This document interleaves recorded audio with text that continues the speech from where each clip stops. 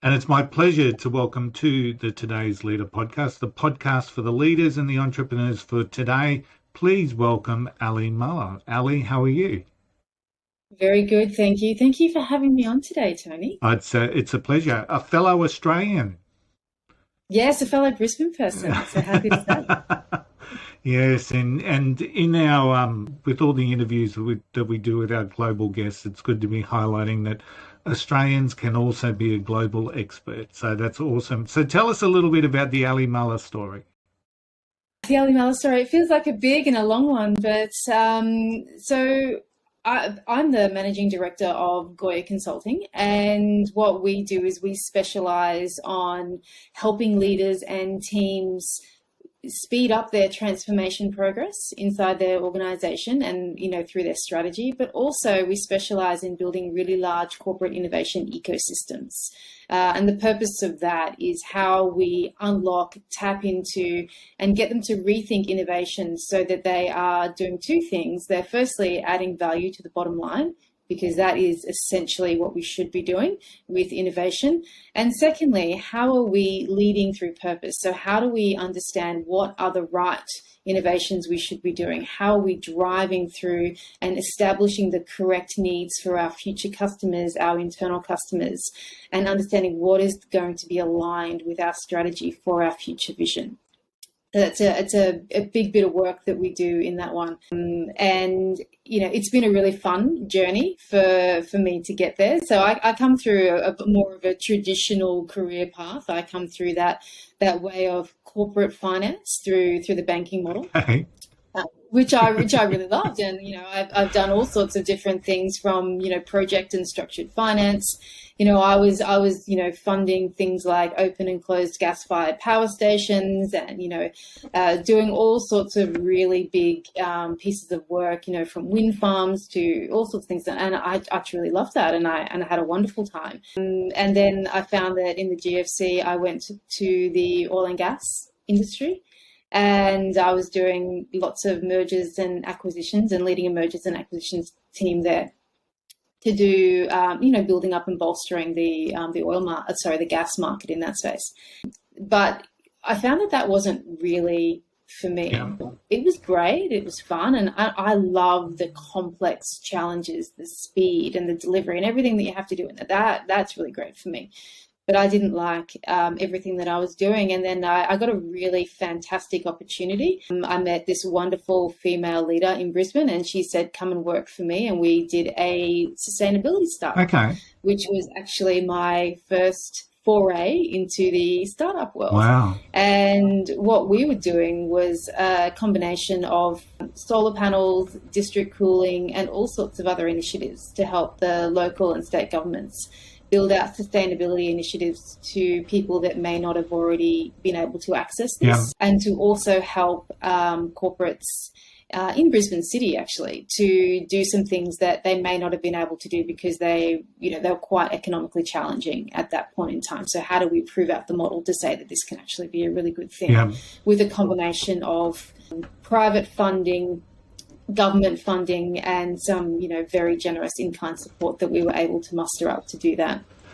And I truly loved that. I thought that was wonderful. From there I left and took some time out, had a family, and did all those wonderful things. And then I was invited back by some of my previous employers to help them with very significant complex challenges around, we've got lots of money to spend, we've got these really big innovation and transformation challenges, but we don't have enough money to complete the whole portfolio of work. What do we do now? How do we make this happen? Do we have the right skills? They were asking all those questions. So I was working with these clients to structure up some models and some new ways of thinking and some very different ways of working from what they've had before. And that led me to where we are today with these very interesting, structured ways of working and very different forms of corporate governance models to allow for this type of innovation to occur. And yeah, it's been a long journey to get there. It's been one that we've played out over many organizations, but it's something that I truly love. And for me, it's not always about what is the sexy thing that we've created at the end. And my favorite thing, and the thing that makes me jump out of bed every day, is how have we taught other people to do what we do? Yeah, okay. Because, we're a team of people that have come from an entrepreneurial background. We've done some startups, so we've done lots of different things. And, we are a big team of self-starters, but how do we walk away knowing that we've uplifted the skills and we've given them our knowledge and our framework so they can do it without us? That's really what makes That's the key. Yeah, a couple of really key points that stood out to me while you were sharing your story was, number one was the value to the bottom line. Ultimately, a leader has to deliver value no matter where they are, and if we can't quantify that value, or if we can't measure that value, you've really got to ask the question about what it is that we're doing. Because ultimately, if we're not adding value, in the converse of that, are we subtracting value? And of course, no leader wants to be in that sort of situation. The other thing that really sort of stood out to me is that when you initially said that you're in finance and banking, I was thinking to myself, well, that's not an industry that's fundamentally known for innovation. But then when you think about the changes and the constructs of that particular industry and how it's continued to shape, even from a banking industry, how it's continued to shape customer experience through use of technology. And, at the same time, I guess that would have seen an associated reduction within our operating expenses, for example, and also when, people, financial experts are called in to reshape or turn around businesses. I suppose the concept of innovation is really quite strong in that particular field. So I was happy to sort of rethink my initial perception there, which is a positive. So what got you in? The thing that I really want to ask here is that there is differences in what people presume or assume innovation is, and I know your focus is in relation to inside corporate organisations and whatnot.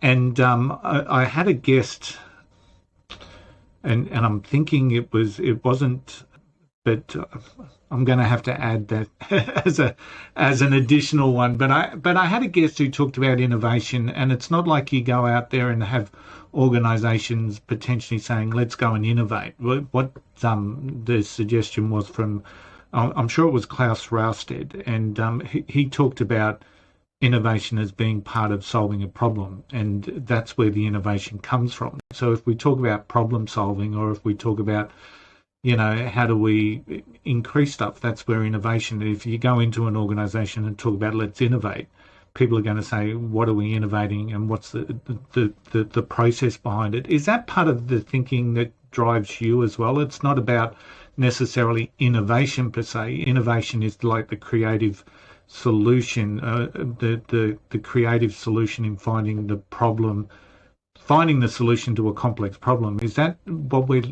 we're thinking here, or is that what the belief is in and around what the work that you do? So we actually see both, to be fair. So we have clients that come to us and say, innovation is one of our top 3, top 5 strategic objectives or aspirations. What do we do now? How do we make this work? So we can actually go all the way back and build out an innovation strategy so that we can understand how are we aligning this, because inherently it is solving the problems. It is solving those complex problems that we don't have the answer for.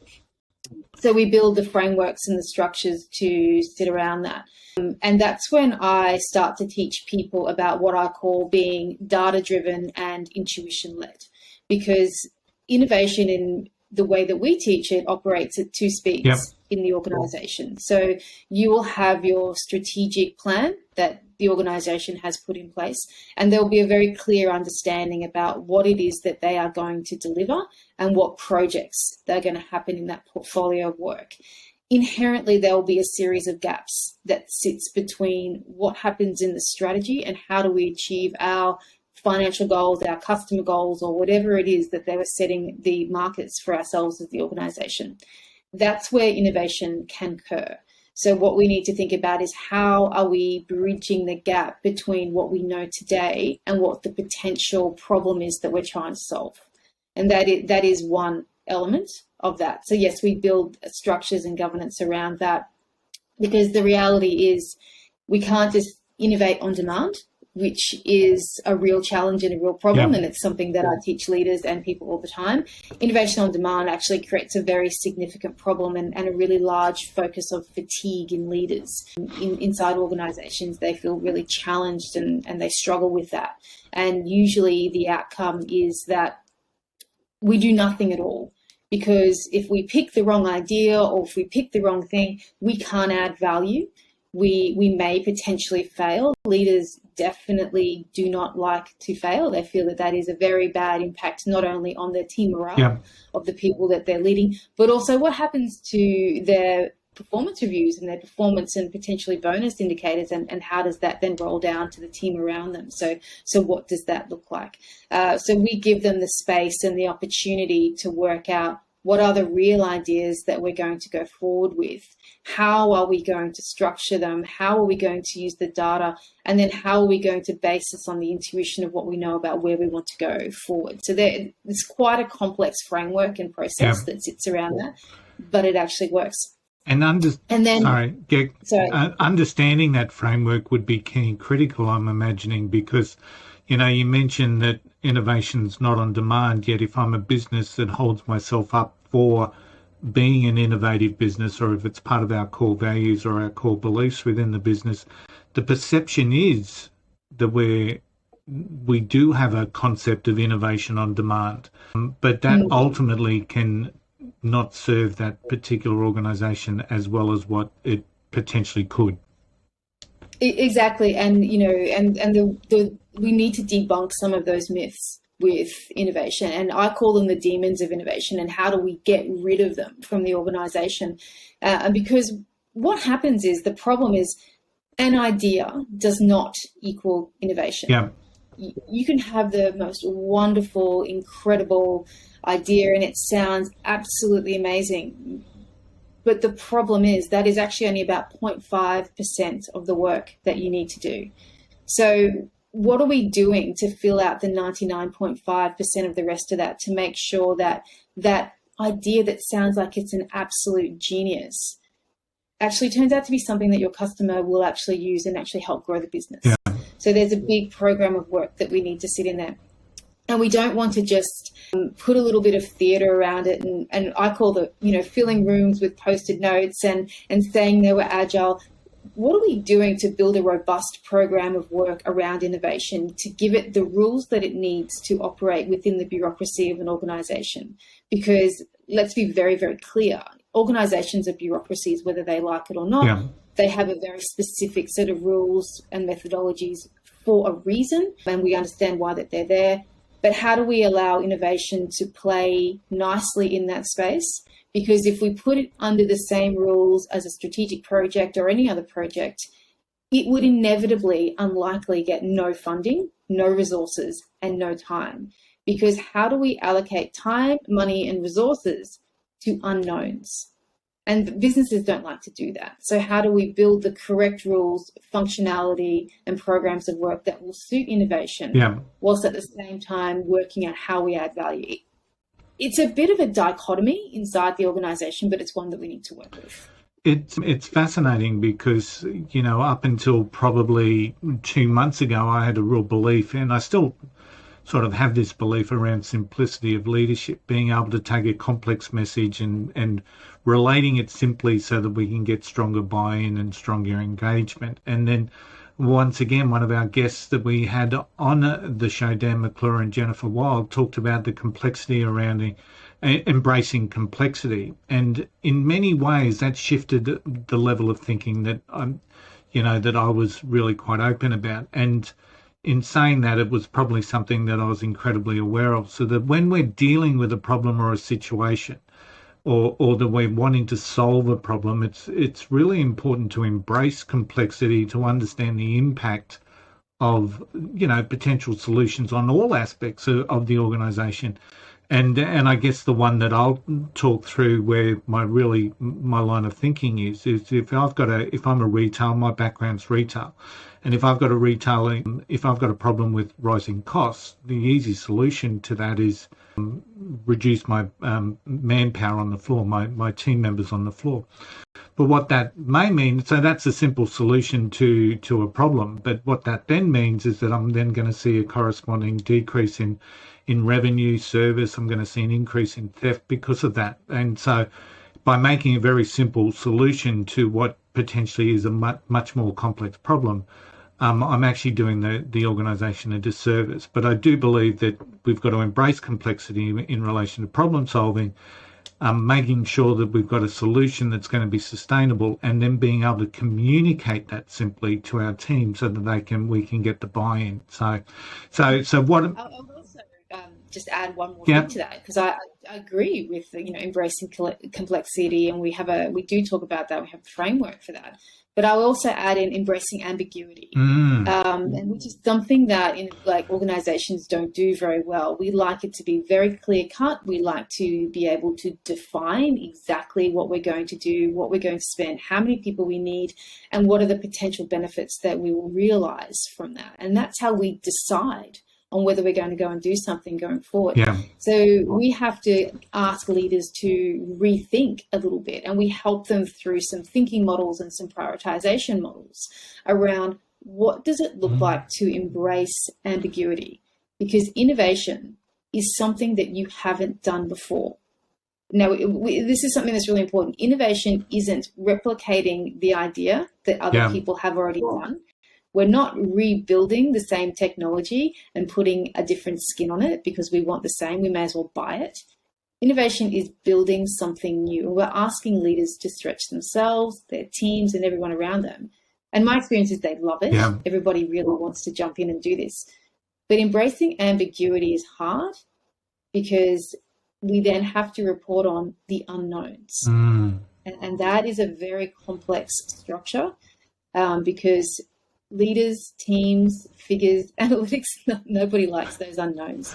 So that's what I'm talking about, giving it a very special set of rules to play by that actually makes sense so that we are working through ideas and innovations in a way it is reasonably structured to add value. It's certainly making sense to me. And I know that in my listening audience, I've got a number of leaders that used to work with me, or even some leaders that I used to report to, and that concept of ambiguity and what I would call leading in the grey is probably one of the key things that I can certainly identify with. I wasn't one that liked to play by the rules as much as what others may have liked to, and if it was grey, that suited me just fine because it enabled me to lead in the way that I really appreciate it. So that's interesting, ambiguity and setting a framework and giving, I suppose, leaders that permission to be able to, because that's going to make so many people uncomfortable, Ally. Not having the rules, not having the checklist, not having the black and white, not having the behavioural characteristics or the traits that we're looking for. This is an unknown thing, and that would be. How do you do that? How do you work with people with that? And so, Tony, that is right. That is very hard. And so what we have done, we've built a very structured model that sits around that. So, what we're doing most importantly through innovation and what we do through corporate innovation is how do we build capability? So, which is actually the most important thing. We're not trying to build the capability of one or two people inside the organization. We're trying to build the capability of the whole organization to help lift and shift a culture to innovation. Yeah. And to do that, we need to build and deliver frameworks to understand, we've got frameworks to understand how are we going to deal with complexity? How are we dealing with ambiguity and reporting on it, managing it? And this all comes down to like a big, larger structure, which is what I was referring to at the beginning, which is how are we being data-driven and intuition-led? It might sound like a bit of a motherhood statement, but there's actually really 7 defined steps that we take the organization through and 7 different models that sit inside of that to make sure how are we using data, how are we very clear about our decision making, how are we prioritizing it, how are we managing all of this information so that we're not just picking a great idea out of the air and going for it. How are we actually managing it inside the guise of the organization? And that's how we help leaders go on the journey I actually refer to, when I do a lot of coaching for innovation leaders and particularly executives who have a portfolio of innovation that they need to manage, I take them on a bit of a journey, and I call it a bit of a hero's journey. So understanding how they have both an inner and outer journey that they need to manage. So the inner journey is understanding, it's almost like that typical call to adventure. What is actually happening, and how are we going from the status quo of a world that's really great, we know what we're operating in, and then all of a sudden we've got this disruption piece, and that is that, I need to innovate, I need to deliver on this, I need to make something happen. And how am I going to build, grow, and lift and shift all these people around me to make it happen? So that's the inner journey that we help take them through. And there's a lot of steps to help a leader move through that. So they move that focus from, oh my gosh, I'm in charge of innovation, I need to be this innovation guru, to actually, it's still part of my leadership remit. I am the coach, the guide, the mentor. I'm showing people the light on this journey. Yeah. I'm taking them through this dark cave to come out the other side. And then we give them the outer journey as well, which is that, how do we give them the tools, the structure, the framework? We've even got a software platform now. How do we do all these things so that they can deliver on their mission and deliver really well and take their people through it and make everybody comfortable and build capability at the same time? Wow. That's why I refer to it as a bit of a hero's journey, because if we do our job really, really well, we have allowed these innovation leaders and people inside the organization to really shine. We've given them the tools, the mechanisms, and the knowledge to be able to do it faster and to be able to take their people on the journey, because we've made them smarter, and we've given them everything they need in the process. Is the larger the organization, the bigger the challenge in relation to embracing or enhancing their corporate innovation? It can be. I find that the larger the organisation, the typical problems tend to come out. We do obviously get, obviously good areas that will collaborate with each other and work together, and you get some of that siloed process as well, which is really hard. The larger the organisation, we start to hit some different problems, which is who actually owns the budget for all the people that are starting to participate in innovation. Yeah. And again, this is where we start to solve some of those problems for leaders, and we show them how to manage that process. And again, we show them how to build that functionality into their P&Ls and everything that's happening for their divisions to be able to make this work, because they want to be able to deliver resources or time into something, but actually what's the payback, what's their return on investment, because they need to show that through their budgets as well.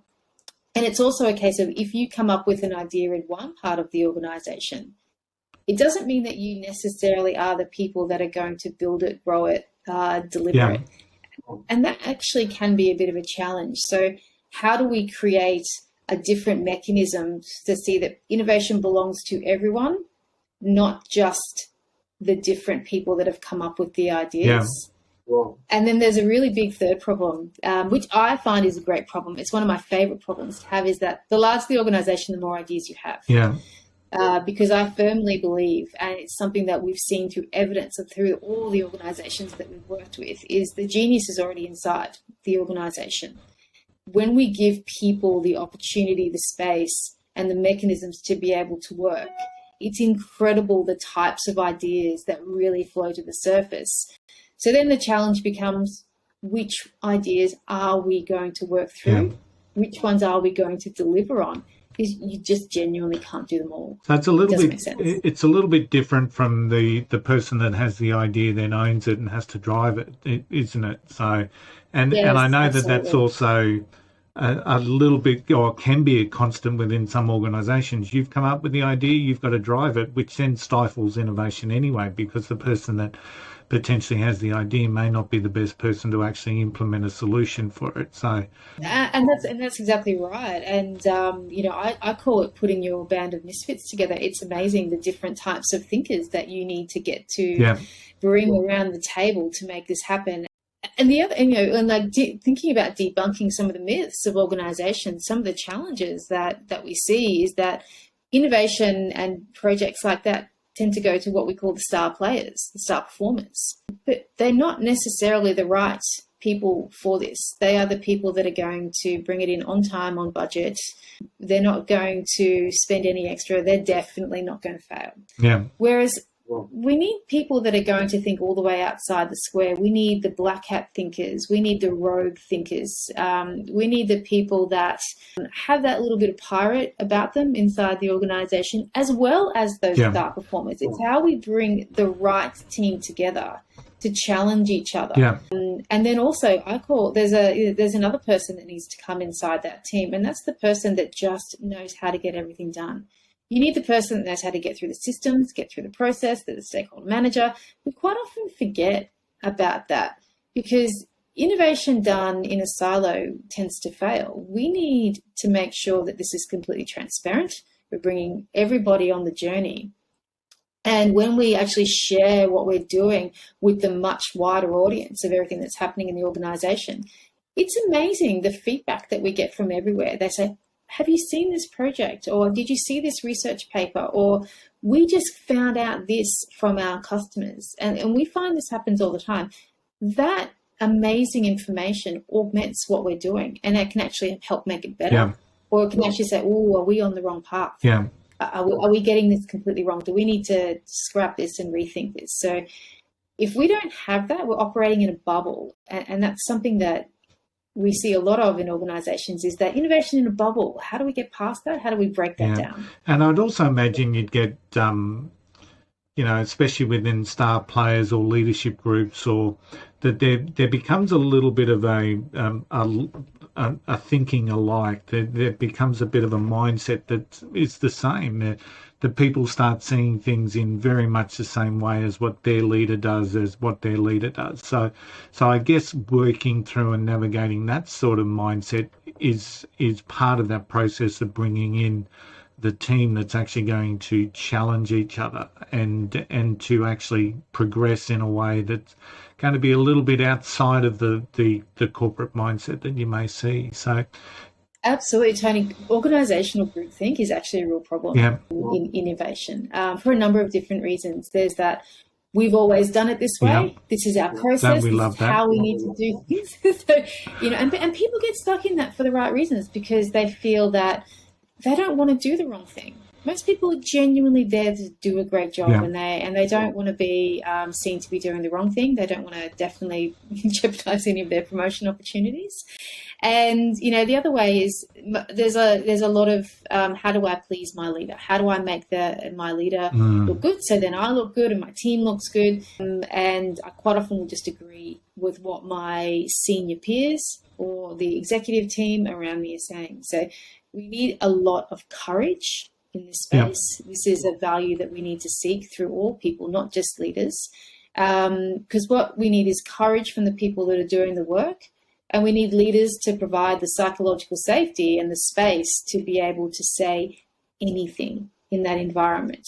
Because innovation is about doing something differently. It is about thinking through everything differently. It is about potentially failing and learning from that. So we need the space to be able to call it out and say anything, not just double down and try and deliver on something that may not be working.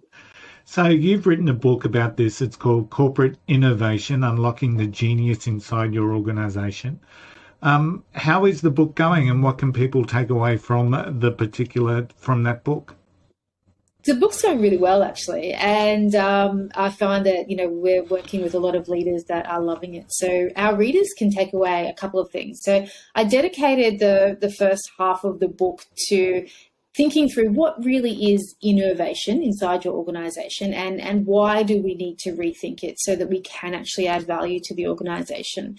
And then I go through some processes of we need to cast away innovation theatre if we're actually going to progress and truly build a culture of innovation. Let's get rid of the things that are holding us up. Yeah. And to do that, we need to debunk the myths and then get rid of what I call the demons of innovation. So these are the things that are really stopping us. Because if we don't, you'll see that I talk about what I call an innovation graveyard. And if you fall into the innovation graveyard mode, that's where your culture, your ideas, and everything goes to die for innovation. And you're basically left with no one that's going to tell you anything. Yeah. And if you are left with a team of people that aren't going to talk to you about it, then you've got nothing in that space. Yeah, people have gone. Absolutely. Then the second half of the book, which it's not all doom and gloom, the second half of the book is, what do we do now? So the second half of the book is a really practical conversation starter around what is the 9-step framework that we use. Yep. So you can actually start accessing parts of those 9-step frameworks and do it yourself, which I think is really important. So what are the thinking things? What are the tasks? What are the models that you need to think about for each of those 9 steps to start thinking about how to change your culture of innovation inside your organization? Because the reality is what we want it to be scalable. We want it to be pervasive so that we can create that real culture. We don't want organizations to have those one-hit wonders of innovation. We want it to be a consistent portfolio for growth and delivering value. I love some of the terminology that you've got there, Ally, the innovation theatre, the innovation graveyard. And when you were talking about the graveyard, it brought into my mind a quote from Andy Stanley, who talks about that when you stop listening to your team, you'll ultimately be surrounded by people with nothing to say. And it is so true when it comes to, just the simple act of listening. But I suppose it's incredibly true if you're in that innovation graveyard, that people are just going with the flow, understanding status quo. I could just imagine there's not a lot of uplift in an innovation graveyard. No, that's right. And that is completely true. And I talk about that in the book as well, that if you don't listen to your people, you will be left with people who have nothing to say.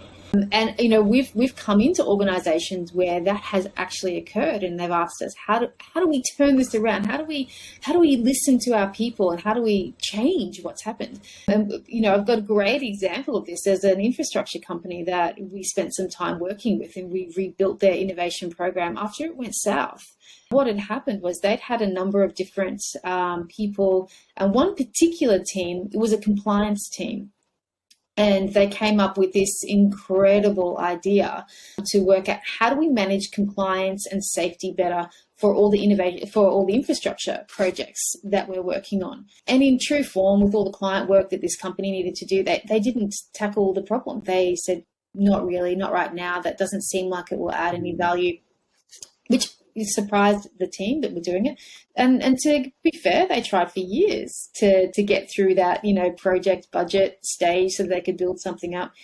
In the end, they thought, that's it. We're just going to do this ourselves. So as a team, they left the organization, holus bolus. Wow. And they pooled their money and they bought a bit of a dev team. They did what they could. They bought a really strong development team. They built a cloud-based SaaS software solution, which, interestingly enough, this company now has to pay a monthly subscription back to use it. So they ended up building the world standard of compliance through a cloud-based SaaS platform. Now, these guys they're killing it in the market. They're doing a wonderful idea. And they are making a ton of money, and they've built this incredible organization, which probably would be ripe for acquisition at the moment. But imagine what would have happened to that organization if they had built it inside their organization for 2 reasons. Not only would they have had that significant IP to sit on their balance sheet, they would have also had, the employee engagement from the happiness of everyone around them.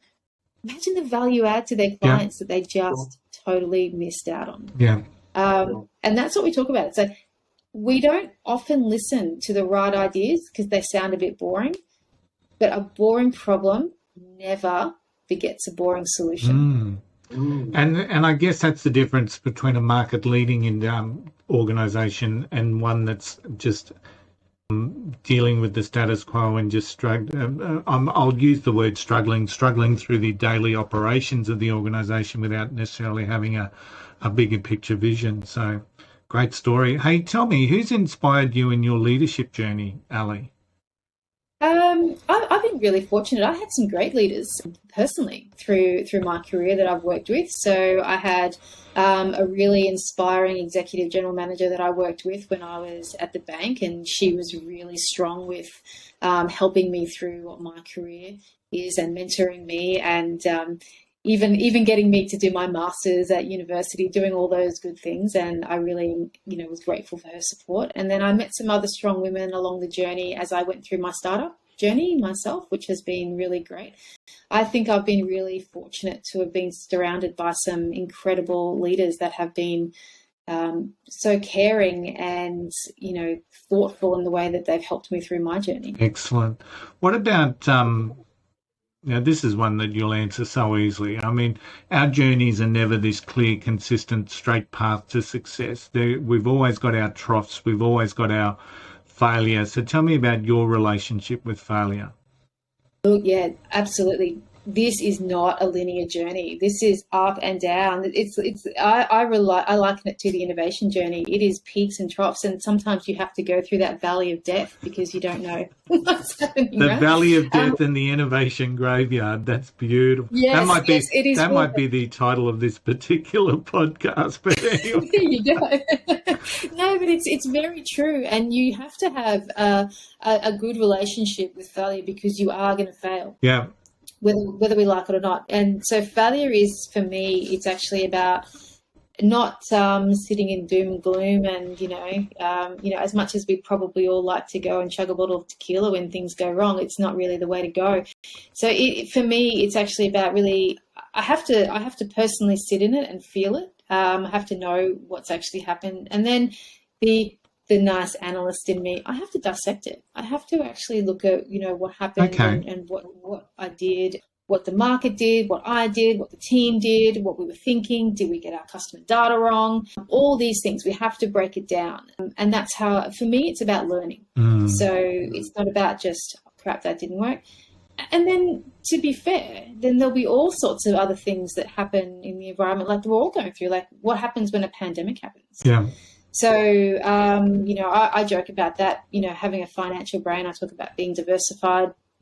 Well, I thought we diversified our clients. Well, it turns out that a lot of the clients that we were working with were severely hit by the impact of COVID. And so therefore we lost a lot of work in that space. So what do we do in that space? Well, then we had to think about not only, well, how do we help them? Because they're our clients and we never want to let them, suffer through that process. And then how are we going to change our model to suit? And for us, like, just interestingly, this is very recent and very current for us, which was, well, the consulting model really changed quite significantly. So what we did was we sat back and thought, well, how do we deliver the best possible value to our clients? We built our model out to an online platform. So we've now got a cloud-based SaaS platform to deliver part of this governance model. And it was really about how do we walk our own talk in this space. And so we've gone from, doing all the corporate space to doing our own startup, using our own model and eating our own medicine in this space. So failure is never about, oh, it's all over. It's not over, Red Rover. This is about, well, this is a tap on the shoulder to do something different. And what a great story to be able to share to any potential clients is that we just don't teach people or walk people through a framework and walk. We actually delivered the framework within our own business. So I think that's a really positive story to be able to share in for future generations once we get through this pandemic, if we ever get through this pandemic. So we've talked a little bit about your book, and we'll talk about it again in a sec. But what are you currently reading, and I guess what book had the biggest impact on you as a leader? There's lots of books, but one of the books I love the most, I'm not sure if it had the biggest impact, but I love it the most. It was Thinking Fast and Slow by Daniel Kahneman. Okay. And I like that. I think it's because it's from a leadership perspective, not only for myself, but how we develop thinking models and how we do the analytics for our customers and things like that. It's actually thinking about everything in two phases. So we're not just having that knee-jerk gut reaction. We're actually, what are we doing to analyze and critique and actually make sure that's real? Because what we see initially, and I use this actually as an example in the book, we do customer research when we do innovation. So, but what a customer says they're going to do and what they actually do in real life are quite often not the same. Yeah. So how do we understand how to translate what they say they're going to do and then watch them in situ to make sure if we're going to build something, we're actually building the right thing? Because I know we should listen to our customer, but if we only listened to our customer, we might actually build the wrong thing because customers tell us what they want to hear. Just the same way as we, as human people and human nature, we quite often tell other people what we think that they want to hear. Yeah. So how do we move through that system 1, system 2 thinking? So that's really helped me as a leader. It's helped me through all the thinking models of how we put things together to break down those barriers to ensure that everything we deliver really works. Excellent. So what's the vision for you going forward, Ally? The vision for us is, obviously we're actually at the moment, we want to get some more people using our software platform, I'm finding it super exciting. I love this stuff and that's really exciting. What we're also seeing is how do we get more people thinking this way? So how do we rethink what we're actually doing in innovation and understand that let's just stop it being an aspiration that we think we need to tick the box. So it's not a tick the box exercise. It's a real thing that adds purpose and value to the organization because that's what your people want. So I need more people thinking in that space. Excellent. So out of everything that you have accomplished over the last couple of years, what are you most proud of? Most proud of? That's a hard one. I've always say my little girl. So I love my little 10-year-old. So I'm definitely most proud of her because she's a firecracker and she'll tell you exactly what she thinks. So I'm building her up to be really strong. But I'm also really proud of the fact that I did actually sit down and write a book. It's something I never thought I would do. So I'm very proud of that. Excellent. Good to hear. How can people make contact with you? So if they've been listening to this, they're excited about what you've talked about, they're in need of what you've talked about, how can they make contact with you? Please contact us on Goya Consulting, Goya consulting.com.au. Contact us from there, send me an email, and I'm happily send you out some of the frameworks. We've got lots of free resources that we can do. And also hit me up on LinkedIn. I do a lot of free resources and I put our articles out there, so you can grab a lot of things from there as well. Excellent. Of course, those links will be in the show notes. Now, there's something I haven't asked that I ask every single leader. So before we go, I'm sorry, I've sort of misplaced myself today because I've been fascinated by what you've talked about. So when we talk about today's leaders and we talk about leaders from the past, great leaders from the past, what are some of the traits that we see in those great leaders and in the past, and are they the same traits that are needed in today's leaders? I do. I think so. What we see a lot more in the past, in my personal opinion, and what we need to see more of in the today's leadership is we need more long-term thinking. So the challenge is, in many instances, we've actually been brought back into shorter cycles, which I think inhibits some of the long-term growth, particularly for areas like innovation. Yeah. We're very focused on shareholder cycles. We're focused on performance management cycles and those yearly cycles in organizations.